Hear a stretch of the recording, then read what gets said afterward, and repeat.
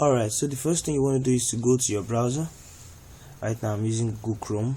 Alright, so you go to the browser, you go to google.com/forms. Now for those of you who are using phones, it might actually appear differently from what you see here. Actually, if you're using a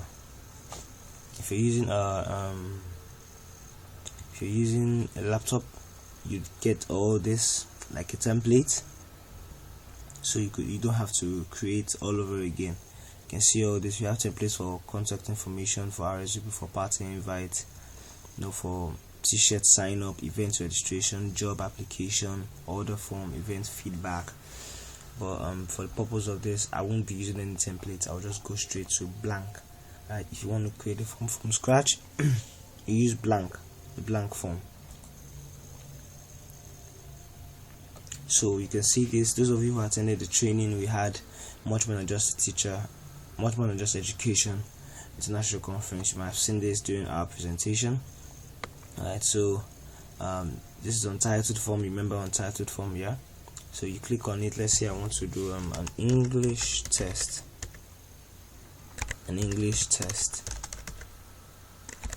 Right? So that's the title. It's the title part.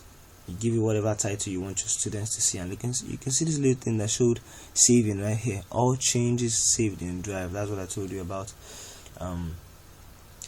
Google Forms automatically saves your work. Alright, so even if your system goes off, you run out of data, it has saved your work automatically. Alright, so you don't have any no fear concerning power outage or whatsoever. Alright, so you can see I also told you when you put a title here, it will appear here based on your network. It didn't happen during the conference, but it's happening right now. Alright, so you can see the English test automatically appears here. And here, remember, this is form description. Alright, it's a place for instructions. You want to give your students instruction before they start the test. Alright, so we can say something like answer all questions in this test. Right, so that's something like an instruction.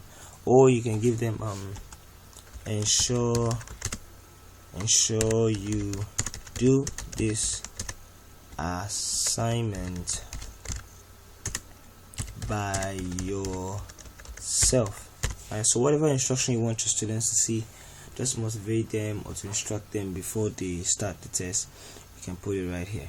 Alright, so this is untitled question. So this is where you begin to type your questions. Alright, so you want to first get their names. You want to first have the student's name before they begin the test, so you know who is writing your test. Alright, so which of the children are writing your test. So you can just put something like name, right? And you can see once you try to type something appears here. Right, so remember this. We have short answer, paragraph, multiple choice, checkboxes, drop down, file upload. We have different options. So the short answer you choose for things like names, right? Because of course a name won't require a lot of space, just few words. So you can select short answer for names. Right, so you can see short answer, and then the student puts his answer here where we have short answer text. But if we have something like let's say we want to make a question, okay, let me first explain all this right here. This is the plus sign right here, helps you add a question, alright, a new question. So if I click on it, you see a new question comes out. Yeah, you see that new space to create a new question comes out. Right, so I can ask something like probably we want to try out the long answer. Alright, so here name, we have short answer. Alright, short answer, are you seeing that? Short answer for things like name. So where do we use paragraph? So we come down, we've created a new question. Let's assume one asks the students what is a conjunction. What is a conjunction? Of course, that will require a lot of space, so you don't want to give them a short answer, because the short answer might not provide them a lot of space to be able to do that. Right? So you can select paragraph. Right? You can see that long answer text. And let me correct this. Long answer text. Alright, so the typing such things here. So the difference is, you want them to write something long, you use paragraph, right? You want them to write something short, you use short answer. Alright, so I'll explain multiple choice. So let's add a new question. Alright, so let's assume we want to ask them which of the following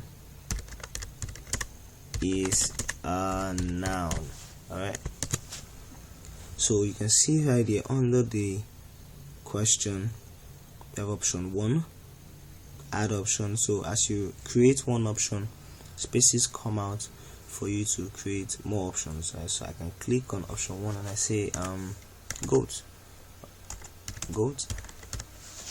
Right? Then I click on add option and I say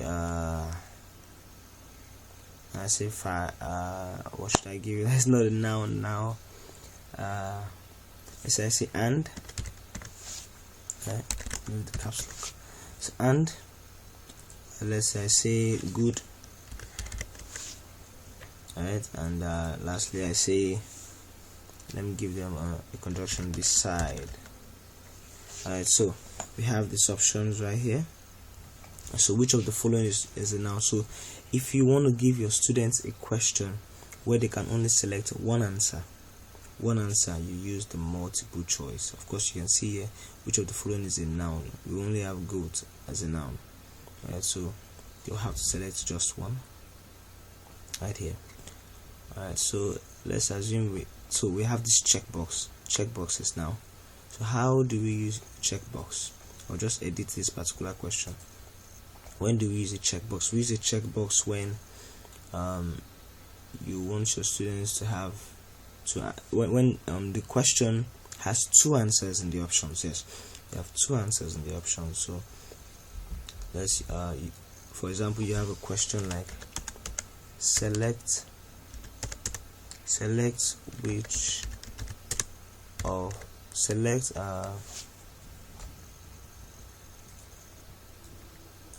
so we see select the nouns. Let me say this: select the nouns in the options below. Right? So, and then we try to change this to a day. Right, so right now we have two nouns, and so when your students will be selecting the answer, they need to select two of them. Alright, so that's what we use the checkboxes for. The drop down. Okay, so let me just quickly explain so you see how all this work. I need to explain all this. So right here we have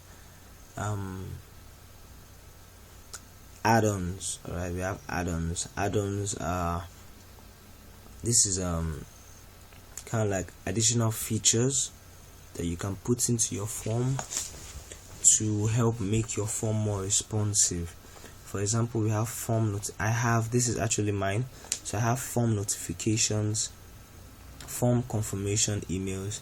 I use it to because I create Google Forms most especially to invite people for programs. So I use this form confirmation emails or form notification to make my forms more responsive. So when you fill my form, you get an automatic response telling you probably your application was successfully received, your registration was successful, stuff like that. So that kind of thing we do with add-ons.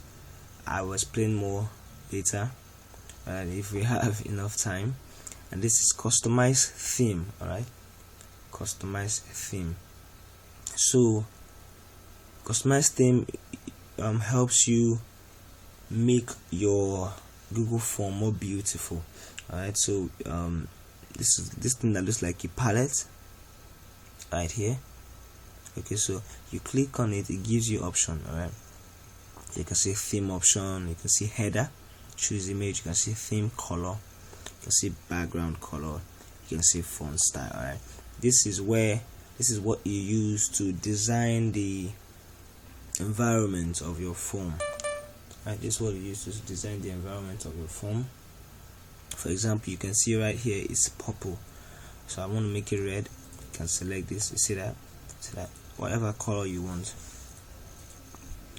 Right, or if you don't want color, right, you can select choose image, so you can use an image instead of just a color. So when you select choose image, it brings out options, a lot of beautiful options right here. So for example, it's actually work and school yet, so we are all teachers definitely, so we want to use work and school. They give you options based on the category you select. Right, so this is a book, it might be a nice one to use if probably we're having a chemistry test. This would have been really cool. Let me see which one can we use for English test. English test. Right, so let me just select one with the book. This one with the book right here. Alright, so you see you can see there are lots of other ones. If you were inviting someone for a birthday party, you'd have lots of beautiful pictures pop up right here. Yes, you can see balloons, cakes. You see this one, really beautiful. See all this. If it was a wedding, yeah, it's a lot of beautiful images for a wedding invite. If it was a party or something just for the kids, yeah. So but we're selecting for our English test. Right, so let me just select the book. Right.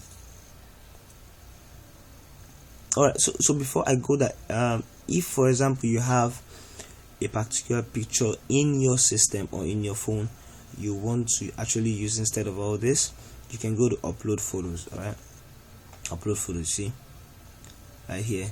So you can select a photo from your computer. When you open it, it will load your computer file, so you can go select, or you can load your phone's gallery, so you can select a picture. But I don't want to do that. I want to use one of those here. Right, so I can click on this and click select. You see it will load,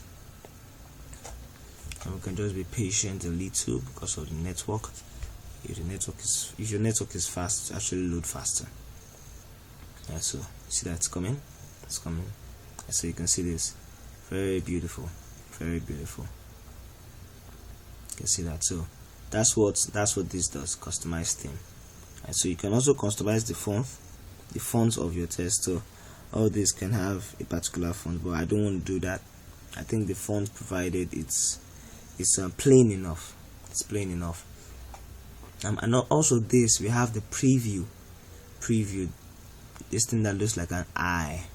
All right. This helps you see how your Google form will look to your students. All right. So whoever your students are, whoever you think will be filling the form, you want to know how they will see it, because they won't see it in this view, having all these responses and all these options. They won't see your form like this. They'll see it plainly with just this. So you want to see how it looks to them, you use this preview option right here. So if you click on it, it will open another tab for you to see what it will look like. Alright, so let's try this out. Alright, see, it opens another tab and you see what's giving me this option. You can see the book comes out really nice. You don't have any option right here or beside. All you have is a test. See, this is the form we had initially created, English test. Ensure you do this assignment by yourself. You have name, we have all this, what's the conjunction, the last question we created, that we use the paragraph option, remember. Yeah, so when they finish filling all this, they click on the button submit.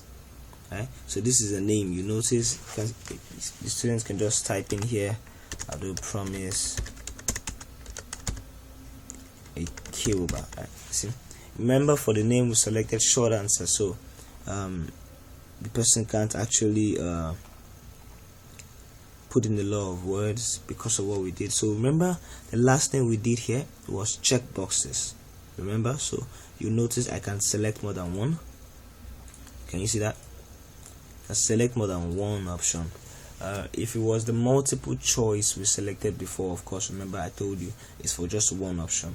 Because we changed it to checkboxes, we can do two. So multiple choice if you want them to only select one option, and checkboxes if there are two answers in the options. And remember, what's the conjunction? You can see how long this is. You can type as much as possible. You can go all the way. Alright. So once the student is done, submit. So I'm going to try to submit a test. So you see your response has been recorded. So when you come back to your editing form, you can see we have one response immediately. It's just automatic. So you see response 1. Right, so we have one response right here because I filled the form. So this part that has responses is where you see those who have responded. You see those who have responded to your form. Yeah. So we're going to come back to this to know. There's no much information here. It's a very plain and simple section, the response section. It just shows you. Yeah, we have two parts of the response section. We have the summary, we have the individual. The summary, remember I told you that Google Forms help show you a summary of the people's responses in a graph, things like this. See this helps show you the information in a summary, right? So for example, you had maybe 1,000 people fill this form. You'd have a summary for what majority of them selected as answers right here. Or you want to view their form each, you go to individual, right? You want to view each of your students' answers, you use individual, and then you click pressing this next response. You see each of their response. This is the print button. So you want to print any one particular person's response, you be on the person's answer and click on print response. You want to delete somebody's response, you use this thing, looks like a basket or a trash can. Delete. Right? You want to stop somebody, you want to stop people from being able to fill up this form, or to answer your quiz question. Look at the option right here. You can just select. See, that's changed. Written not accepting responses. You click it back, it's accepting responses. So once you turn this off, nobody will be able to use this form anymore. For example, you probably put a deadline on your test and say your students need to answer this test before next week.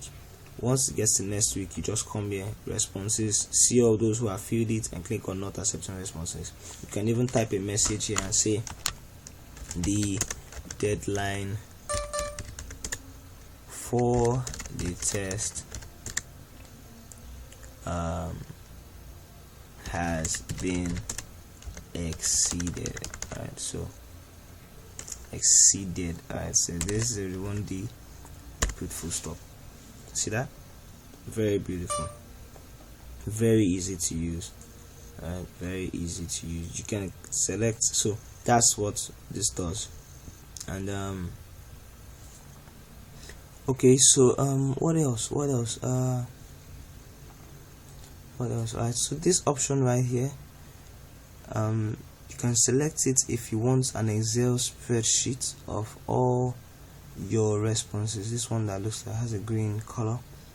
If you want like an Excel, Microsoft Excel spreadsheet of all your answers, of all the answers of your children, you can or your students you can select this. And this one with the 3 dots, this yeah, you just like for example this particular one, get email notifications for new responses.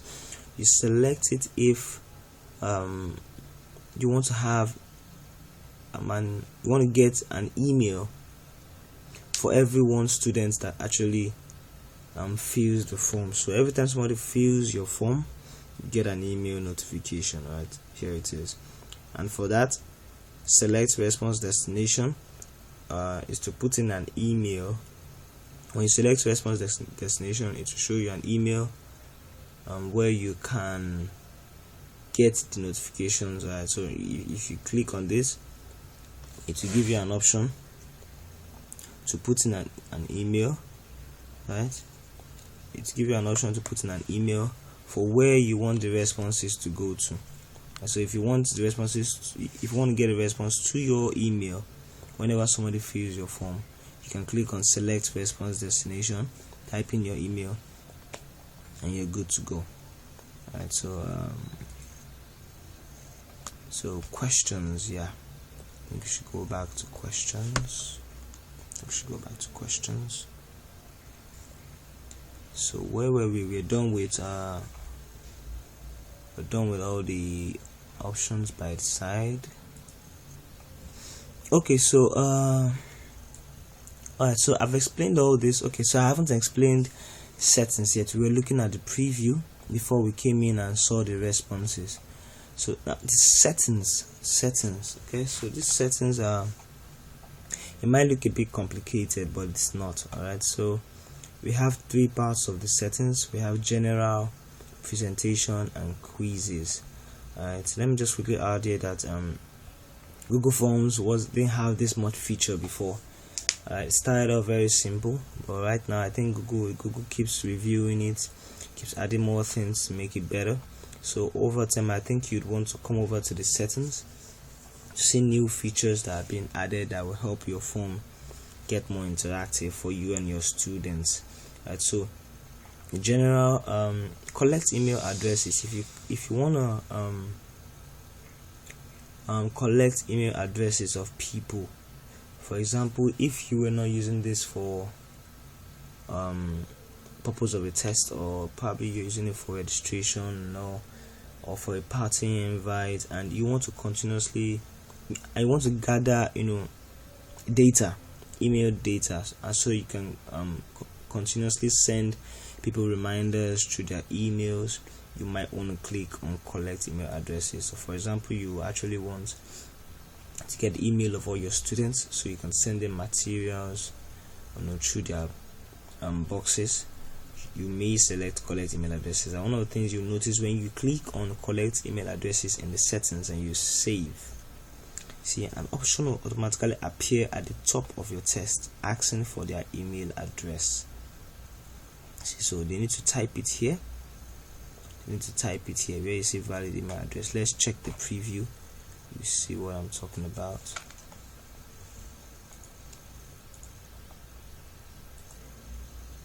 Okay, so you can see this email address automatically appears above the name, right? Above the name.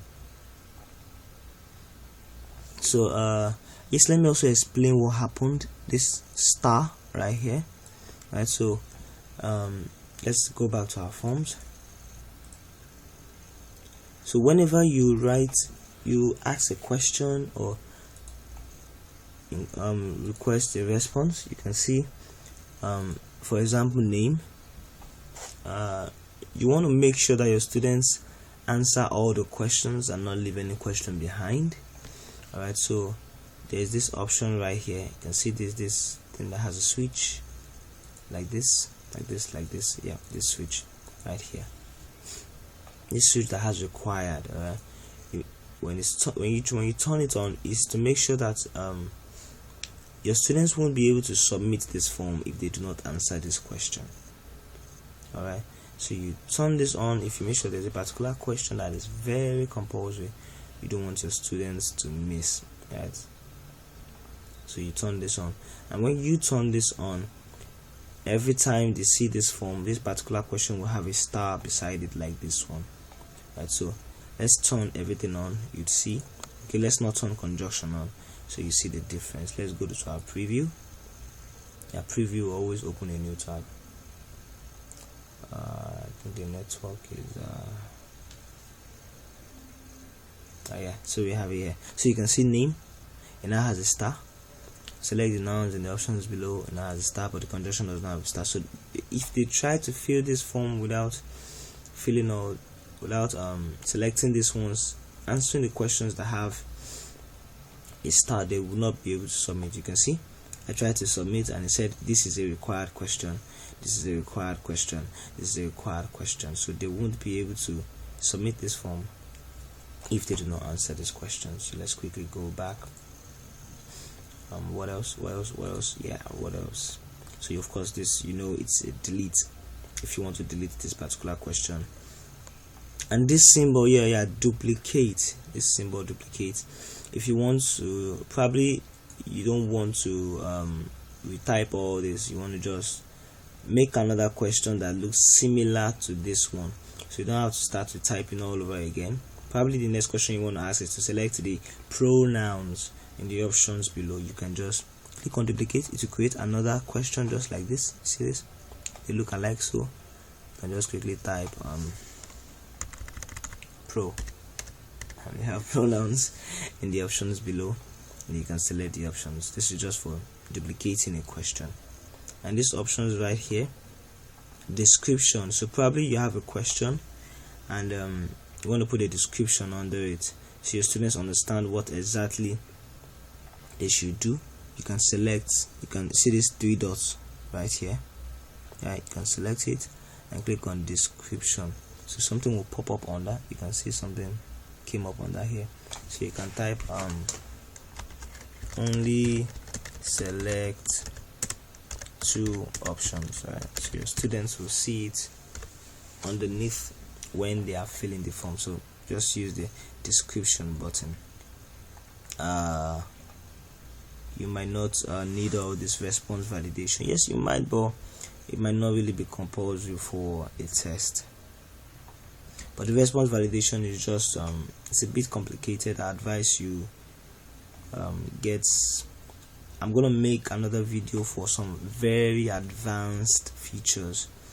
Alright, so because it might make this particular video too long, alright, so and too much information like that, one video might not help out. So I'm gonna make another video to help understand certain complicated parts of Google Form. You can also try it out, test it out, and see if you can get to understand it by yourself. And then also we have this shuffle order.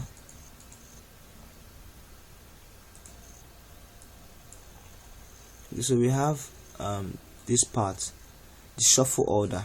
Alright, the shuffle order part. That's shuffle order. What does it do now? It helps with the options, right? So for example, you don't want everyone filling the form to see goats, are they good, and beside. You want it to always shuffle every time new persons fill this form, right? So you can select shuffle order, right? So every time once that is selected, every time your students fill this form, one student might see goats, are they good, and beside. Another student later will see beside, are they good, and that one will see, are they good, then beside. So it just helps shuffle it so your students don't get the same order of options every time.